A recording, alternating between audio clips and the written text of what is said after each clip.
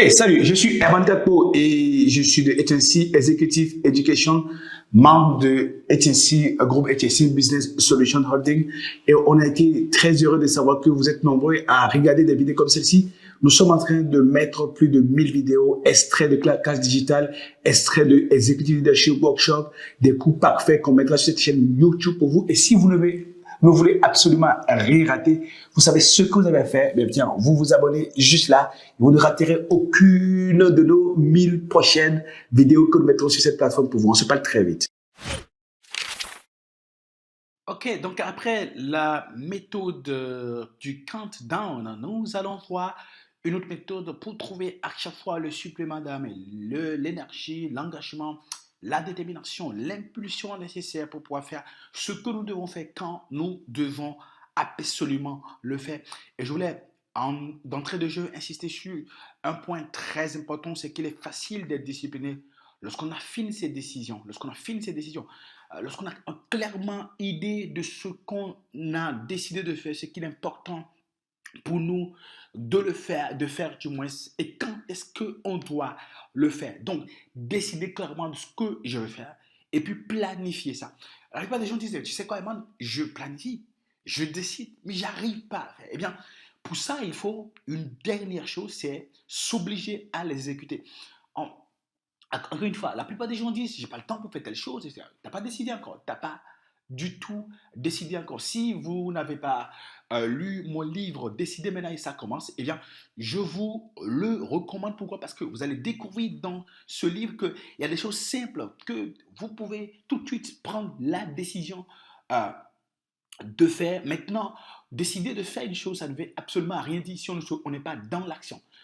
Dans le livre, Décider maintenant ça commence, vous allez découvrir quelque chose de très important, c'est que décider, c'est être en train d'agir. C'est comme quelqu'un qui dit, j'ai décidé de faire le sport. Regarde, quand est-ce qu'on va dire, mais là, tu es vraiment décidé? C'est quand on le voit dans l'action, c'est quand on voit qu'il enchaîne les actions nécessaires pour pouvoir effectivement pratiquer efficacement l'exercice sportif. Donc, si vous n'êtes pas dedans, si vous n'êtes pas en train d'agir, si vous n'êtes pas en train d'enchaîner les actions, vous n'avez pas encore à décider. Eh bien, il y a beaucoup de gens qui notent, qui planifient, etc. Ils ne le font pas. Et je dis encore une fois, c'est parce qu'ils n'ont pas encore décidé. Jim Rohn m'a appris quelque chose de très important quand je lisais son livre Stratégie de prospérité. Il dit, si vous êtes pauvre, c'est parce que vous n'avez pas décidé de devenir riche. Ça a tellement sonné dans ma tête et je réfléchis, mais comment il peut dire une chose pareille? Eh bien, il avait effectivement raison. Pourquoi? Parce que je n'avais jamais clairement décidé de devenir immensément riche. Et à partir du moment où j'ai commencé à affiner mes plans et savoir qu'est-ce que je dois faire, quoi, qu'est-ce que je dois faire absolument pour pouvoir augmenter ma valeur marchande, augmenter mes gains et augmenter ma fortune et ma fortune et mon patrimoine, eh bien, à partir du moment où j'ai commencé par planifier, j'ai pris la décision, j'ai commencé par planifier et engager, m'obliger à engager des actions, eh bien, les résultats sont clairs, se sont clairement améliorés. Donc, trois points importants pour être sûr de ce que je vais faire, ce que je dois faire, quand je dois le faire. Un, décider. Alors, comment est-ce que je prends la décision?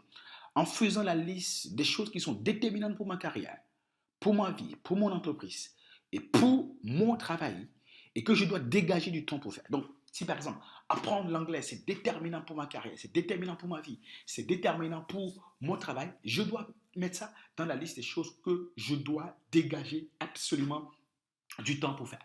Si rétablir mon harmonie conjugale, euh, retrouver l'amour d'antan entre mon conjoint, ma conjointe et moi, si cela me tient à cœur, si cela est déterminant pour ma vie, si cela est déterminant pour ma réussite, eh bien, il faudra que je dégage du temps pour pouvoir m'en occuper. Si construire ma nouvelle maison, lancer ma propre entreprise, c'est déterminant pour ma vie et ma carrière, il faudra que je dégage du temps pour pouvoir le faire. Et sachant la liste des choses qui sont déterminantes pour ma vie et ma carrière, mon entreprise, mon travail, par exemple, faire une certification, si c'est déterminant pour mon travail, suivre un programme de coaching, euh, coacher mon enfant, améliorer les relations avec mon enfant, si c'est une chose qui est déterminante pour ma vie et pour ma carrière, il faudra absolument que je dégage du temps pour pouvoir le faire. Sachant la liste des choses, en général 5 à 10 choses qui sont déterminantes pour ma vie et ma carrière, donc je vais me poser la question suivante. Donc, sachant ce qui est déterminant pour ma vie et ma carrière, dans les prochaines heures, sachant que terminer ce rapport, c'est déterminant pour la satisfaction de mes interlocuteurs, clients, supérieurs hiérarchiques, partenaires, etc.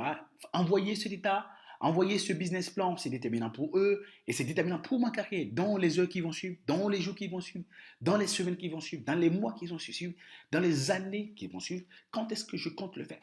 Donc, si ceci, par exemple, envoyer un rapport, envoyer une clôture, un compte, le point sur les comptes, les états financiers, clôturer les comptes, etc., si c'est déterminant pour ma carrière, élaborer un plan marketing, si c'est déterminant pour ma carrière, rencontrer des partenaires, faire un voyage, etc., si c'est déterminant pour ma carrière, sachant que c'est déterminant pour ma carrière, c'est quand est-ce que ce sera déterminant pour ma carrière? Dans les heures à venir, dans les jours à venir, dans les semaines à venir, dans les mois à venir, dans les années à venir. Et quand est-ce que je compte du coup le faire? Et quelle est la quantité de temps que je vais consacrer à ça? Quel est l'espace de mon emploi du temps? Si c'est déterminant dans les heures à venir, donc sachant les heures à venir, les 12 prochaines heures, c'est déterminant dans les 12 prochaines heures, combien de temps il faudra pouvoir le faire?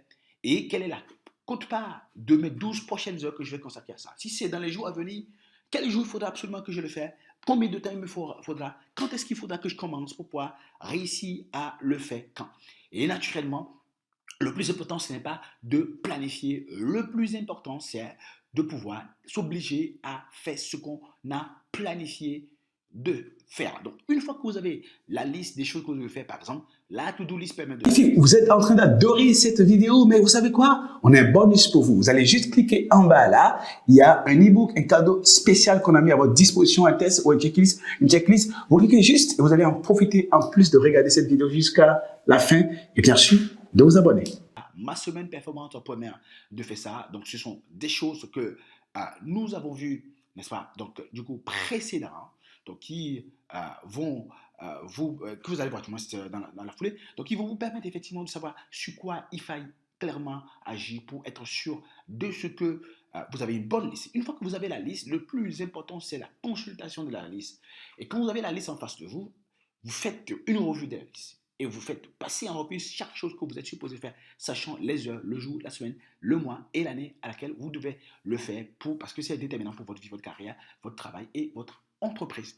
Donc, sachant cela, vous posez la question suivante. Sachant que je dois le faire tout de suite et que je veux bien le faire, qu'est-ce que je vais gagner si je le fais? Parce que parfois, on reporte facilement les choses parce qu'on oublie ce qu'on va gagner si on le fait. Et on oublie ce qu'on risque si on ne le fait pas. Et puis, sachant ce que j'essaie, sachant les gains importants qu'il y a, sachant le risque qu'il y a si je ne le fais pas, sachant cela, qu'est-ce que je dois faire tout de suite? Eh bien, je saute là-dessus. Et là, naturellement, je vais utiliser la méthode du countdown en faisant 5, 4, 3, 2, 1, go. Et puis, je saute là-dessus. 5, 4, 3, 2, 1, go. Je saute là-dessus. Donc, décider de ce qui est important pour moi, ma carrière et mon travail, avoir la liste de ces choses, planifier ça en sachant si c'est déterminant dans les heures à venir, les jours à venir, les semaines à venir, les mois à venir et les années à venir, quelle est la quantité de temps qu'il faudra pour pouvoir réaliser cela. Je dégage ça dans mon emploi du temps en utilisant la to-do list, ma semaine performance, 7 jours pour performer, etc. Donc, ces outils qui sont à votre disposition dans ce cours. Et puis, naturellement, je puisse m'obliger avec la méthode du countdown, par exemple, en évaluant les risques, en évaluant les gains, en disant, sachant les gains, sachant les risques. Et qu'est-ce que je dois faire tout de suite? Je compte 5, 4, 3, 2, 1, go. Euh, la plupart du temps, nous n'avons pas le supplément d'âme, la force, l'énergie pour pouvoir faire les choses que nous devons faire. Nous avons vu des méthodes pour pouvoir baliser le terrain. Donc, il y a une autre méthode importante, c'est la méthode de l'alignement de mon organisation sur mes aspirations profondes. Pourquoi? Parce que les chances de réussite d'une personne dépendent de sa capacité à aligner son organisation, c'est-à-dire ses plans, son allocation du temps, de ses ressources, énergie, argent, etc., ses opérations, la logistique, ses engagements sociaux sur ses aspirations personnelles et professionnelles. Par exemple, si je suis un rocade d'entreprise, je suis un dirigeant d'entreprise, eh bien, je dois avoir une organisation correspondante à ça parce que en tant que dirigeant d'entreprise, je dois planifier, réfléchir, faire de la réflexion stratégique, par exemple. Je dois rencontrer des partenaires, je dois rendre compte à un conseil d'administration, je dois rendre compte à ma direction générale, à ma direction régionale, par exemple. Je dois dégager du temps pour ça. Je dois avoir une organisation en place qui pourra répondre à ça. Je dois multiplier des réunions. J'aurai des voyages d'affaires à faire. Donc, sachant que j'aurai ces choses à faire, il faut absolument que j'ai le type d'organisation qui corresponde à mes aspirations. La plupart des gens veulent réussir de très grandes choses, mais non, ils ont un niveau d'organisation qui ne correspond pas à ce à quoi ils aspirent, et donc ils sentent la tension. Donc, 3 questions importantes à se poser ici. Quel est le type de vie et de carrière que je veux mener et que je dois mener? Donc, que je m'impose de mener. Donc, quelles sont mes aspirations donc, personnelles et professionnelles en termes de vie que je veux mener, en termes de carrière que je veux mener. Je vais par exemple devenir un grand dirigeant au niveau international d'une multinationale par exemple. Alors, c'est mon aspiration. Alors, quel type d'organisation cela impose? Donc, cela m'impose d'avoir à voyager souvent. Cela m'impose à devoir aller de réunion en réunion, si bien que je dois soit venir très tôt le matin pour pouvoir faire de la concession, de la planification et de la validation, du reporting aussi de temps en temps. Ça peut nécessiter que je reste parfois très tard, que je ne vois pas souvent ma famille parce que je vais souvent voyager. Mais il faut que je puisse ajuster mon organisation pour pouvoir l'aligner sur mes responsabilités, mes aspirations. Et à cet effet, il y a une troisième question importante et déterminante ici. Qu'est-ce que je ne peux plus me permettre de faire, même si j'ai bien envie de le faire? Oui, je vais, par exemple, moi, je chantais à l'église et je lisais à l'église. Mais j'avais aussi une aspiration au niveau de ma vie et de ma carrière, c'est celle de bâtir une entreprise, la meilleure entreprise, l'une des plus grandes entreprises d'information, de formation, de coaching au monde. Ce qui fait qu'on a développé l'entreprise dans plusieurs pays et donc il était très difficile pour moi de pouvoir aller à la chorale et aller chanter.